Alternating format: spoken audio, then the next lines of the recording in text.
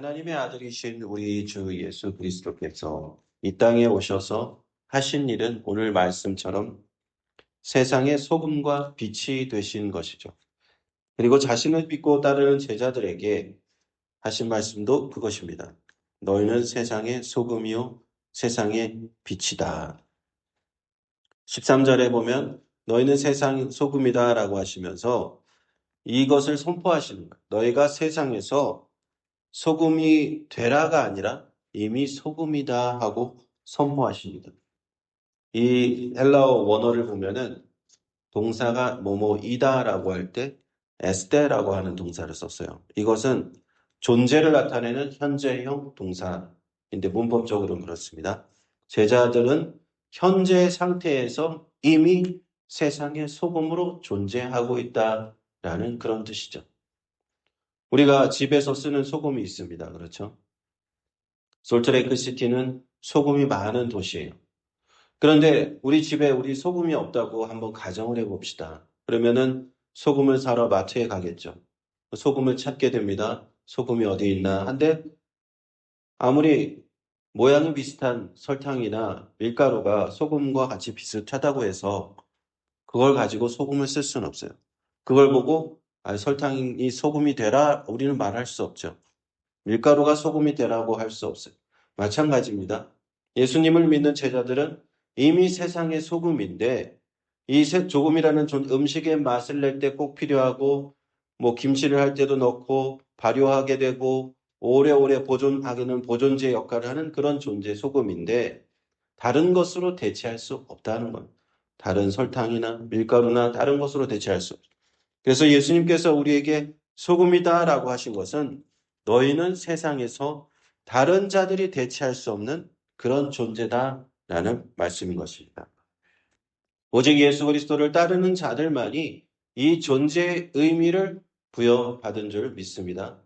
예수를 믿지 않고 다른 종교를 믿는 비슷한 종교를 믿고 여기도 그런 게 많습니다만은 그런 종교를 받은 것은 전혀 다른 믿음을 가진 사람은 그 존재 자체가 소금이 될 수가 없는 거예요. 비슷해 봅니다. 설탕도 소금 같고 밀가루도 소금 같고 다른 것은 소금 같지만 소금은 아니에요. 이 세상에서 없어서는 안 될 그런 꼭 중요한 존재, 이 소금. 그런 소금이 우리 예수 그리스도께서 제자들에게 너희가 그러한 존재다라고 말씀해 주시는 것입니다. 그런데 소금이 만일 그 맛을 잃으면 어떻게 되겠는가 하는 것이에요. 예수님의 다음 말씀은요. 이런 상황을 가정하시는 겁니다. 만일 우리가 평소에 사용하는 그 소금이 그 맛을 잃어버리게 되면 어떻게 되겠는가? 짠맛을 내야 되고 그 독특한 짠 성분 때문에 모든 음식에 들어가고 또 그런 소금이 필요한 산업에 필수적으로 중요한 역할을 담당하는 소금이라는 존재가 만일 짠맛을 잃어버린다면 어떻게 되겠는가?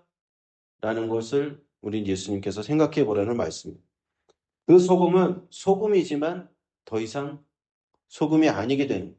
소금이지만 소금의 역할을 할 수가 없는 거예요. 짠맛을 잃어버린 소금도 소금은 소금이에요. 그렇죠? 그러나 더 이상 역할을 할 수 있어요. 음식에 들어갈 수도 없고 맛을 낼 수도 없고 산업용으로 쓸 수도 없습니다. 그러니까 사람들은 더 이상 필요가 없으니 밖에 내다 버리고 발에 밟힌다라는 거예요. 예수님의 제자들은요. 세상의 소금이에요. 소금인데 소금이라는 사실은 변할 수도 없습니다. 그런데 만약에 소금이 역할을 못하게 된다면 어떻게 되겠냐? 버려지고 세상 사람들에게 밟히는 그런 모습이 될 수도 있다는 거예요. 그러므로 우리는 이 분명한 사실을 알아야 합니다. 예수 믿는 저와 여러분, 우리 그리스도인들은 세상의 소금이에요. 우리가 선택할 여지가 없습니다. 예수님께서 그냥 그렇다고 하신 거예요. 소금인데 둘 중에 하나인 겁니다. 첫째는 짠맛을 내고 있는 정상적인 소금이냐, 아니면 짠맛을 전혀 못 내고 있는 맛을 잃어버린 소금이냐. 소금이라는 사실에는 변함이 없으나 둘 중에 하나라는 거예요.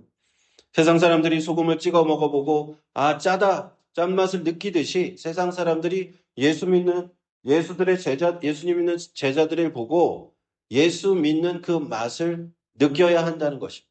세상 사람들이 그것을 맛을 느껴야 된다. 우리 주변에 있는 모든 세상의 모든 그 사람들이 나를 보고 그 짠맛을 느끼듯이 소금의 맛을 느끼듯이 예수님의 맛, 예수님의 향기, 그리스도의 향기를 느껴야 된다는 거예요. 저 사람은 예수 믿는 사람, 교회 다니고 하나님을 섬기는 사람이다. 그 맛을 느껴야 된다는 거예요. 그런데 만일 세상 사람들이 소금을 찍어 먹어보았는데 짠맛이 없는 것 같이 실제로 소금에서 짠맛을 없앤다는 건 불가능하겠죠. 근데 어쨌든 그렇게 소금을 찍어 먹어보았는데 짠맛이 없는 것처럼 예수님이 믿는 사람을 보았는데도 예수의 맛, 예수님의 향기, 그리스도의 맛을 느낄 수 없다면 우리는 그 짠맛을 잃어버린 소금이 돼버리고 마는 겁니다. 만일 우리가 세상 모든 사람들에게 그런 맛을 전달해주고 잊지 못한다면 우리는 어떻게 해야 할까요? 우리는 회개해야 하는 것입니다. 주님, 제가 소금인데 맛을 잃어버렸군요. 맛을 잃어버린 소금이 되었군요. 세상 사람들에게 쓸모없는 밟히는 그런 소금이 되었군요. 하고 우리는 그때 회개하고 다시 그 맛을 되찾아야 될 줄로 믿습니다. 그것이 오늘 우리에게 주시는 우리 주님의 말씀입니다. 14절에 보면요. 너희가 세상의 빛이다 라고 하십니다. 산 위에 있는 동네가 숨기우지 못할 것이다 말씀입니다. 이 구절에서도 역시 제자들에게 너희는 세상에 이미 빛으로 존재한다라고 말씀하십니다. 세상에 빛이 되어라 라고 한 것이 아니라 이미 너희가 빛이다. 예수님께서 세상에 빛이신 것처럼 나를 믿는 너희도 나의 제자들도 세상에 빛으로 존재하는 것이다. 그러므로 우리의 가치는요 굉장히 중요한 것입니다. 이 세상에서 소금일 뿐만 아니라 빛으로 존재하는 거예요. 사람의 가치가 내가 얼마나 이 세상에 소중한 존재인가를 모르는 사람은 그 삶의 의미를 잃어버려. 그리고는 다 우울증에 걸리고 사람들이 막 나는 왜 사는지 모르겠다고 이런 얘기들을 해요. 그러나 예수 그리스도를 따르는 제자들은 그 존재의 가치가 굉장히 가치 있는다는 것을 알기 때문에 전혀 그런 우울증에 걸린다든지 그럴 일이 없습니다. 왜냐하면 그 자체가 굉장한 세상에서 빛과 소금의 가치이기 때문이죠. 세상의 빛이 되어라는 것은 마치 산 위에 있는 동네가 숨겨지지 않는 것과 같다고 하십니다.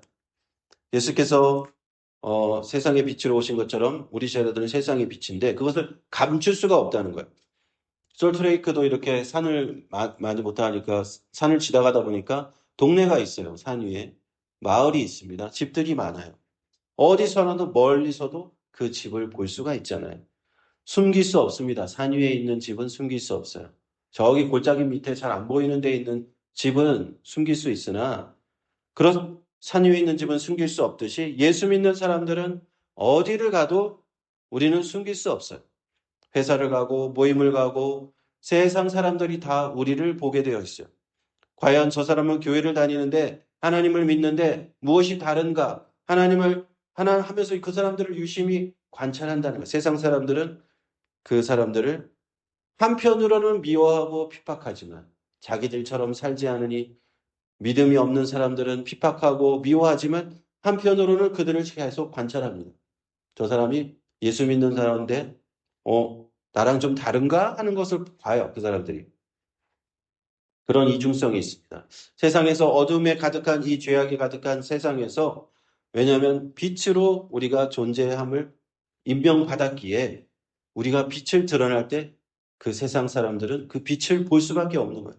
흑암에 가득한 세상에서 예수 믿는 사람들이 빛을 발할 때 제자들을 통해서 세상 사람들은 예수님의 빛을 보게 되는 것입니다. 아멘. 제가 이 구절을 볼 때 생각나는 그런 분이 있는데 한국에 계신 어떤 기업에서 그래도 중역 이상 이사 직분을 가지고 계신 그런 이사님인데 그 회사를 갔는데 그 여직원들하고 잠깐 얘기를 할 일이 있었는데 그 이사님을 너무 존경한다는 거예요. 여직원들이. 왜 그렇습니까? 그랬더니 이사님이 너무 가정적이시고 취미가 요리인데 집에서 피자를 만들어서 직원들한테 나누어 주시고 그런다는. 되게 권위적이지 않고 베푸시고 또 다른 사람들하고 달리 그때 그 위치에 있는 사람들하고 달리 세속적으로 그렇게 행동하지 않고 교회 다니시고 그렇게 크리스찬으로서 모범적인 삶을 살기 때문에 모든 여직원들이 다 좋아한다는 거예요. 존경한다는 거예요. 그렇게 빛을 발할 때 사람들은 그리스도인의 빛을 보는 세상 사람들은 그것을 본다라는 사실이에요. 자, 15절에 보면은 사람이 등불을 켜서 말 아래 두지 않고 등경 위에 든다라고 하셨습니다. 등불을 켰을 때 지금도 우리가 옛날에는 그 불을 켤 때 정말로 진짜로 불을 파이어를 켜가지고 이렇게 등경 위에 올려놨잖아요. 그 시대에 맞는 말씀이죠. 지금도 우리는 등불을 바닥에 놓지 않고 집안에 높은 곳에 놓습니다. 천장에 달죠. 그래서 모든 곳이 비추도록 하고요. 그러하듯이 이같이 16절에 보면 이같이 너희 빛을 사람 앞에 비치게 하여 저희로 너희 착한 행실을 보고 하늘에 계신 너희 아버지께 영광을 돌리게 하라 말씀합니다. 이처럼 세상에 비친 제자들아 예수 믿고 하나님의 자녀가 되었다면 예수님의 말씀대로 사랑의 계명을 실천하라 하시는 것입니다. 구원받은 하나님의 자녀로 산다는 것, 세상에서 살아간다는 것은 그리스도의 빛을 비추며 살아가는 것입니다. 죄악에서 구원받은 하나님의 백성이요 예수의 이름으로 용서받은 우리는 하나님의 죄인이었으나 하나님께 용서받은 이제 하나님의 사람으로서 이제는 그리스도의 이름으로 하나님의 의를 행하는 그런 세상의 그 의를 나타내는 삶을 살아가는 것입니다. 우리의 힘이 아닙니다. 우리에게 성령을 주셔서 성령을 주시는 그 성령의 능력으로 살아갈 수 있습니다. 성령의 열매는요. 그래서 세상의 열매와 같지 아니하고 성령의 열매는 악한 영의 열매와 같지 않아요. 미워하고 시기하고 질투하고 서로 분열하고 분쟁하는 그런 악한 영이 주는 열매가 아니라 우리 그리스도영 성령께서 주시는 열매는 사랑과 희락과 화평과 오래 참음과 자비와 양성과 충성과 절제 그 성령의 열매를 맺는다라는 것입니다. 예수님께서 주신 그 새 계명 사랑의 계명을 실행하는 그런 삶입니다. 이기적인 삶이 아니고 이타적인 삶이고 내가 나의 이익만을 하는 것이 아니라 다른 사람을 위해서 희생하는 그런 삶을 그러한 우리의 착한 행실을 볼 때 예수 그리스도 안에서 성령의 열매를 맺어가는 그런 삶을 볼 때 이 세상은 그 세상의 어둠에 있는 사람들은 예수님의 빛을 우리를 통하여 보게 될 것이고 궁극적으로는 하나님 아버지께 영광을 돌리게 될 줄로 믿습니다. 아멘. 기도하겠습니다.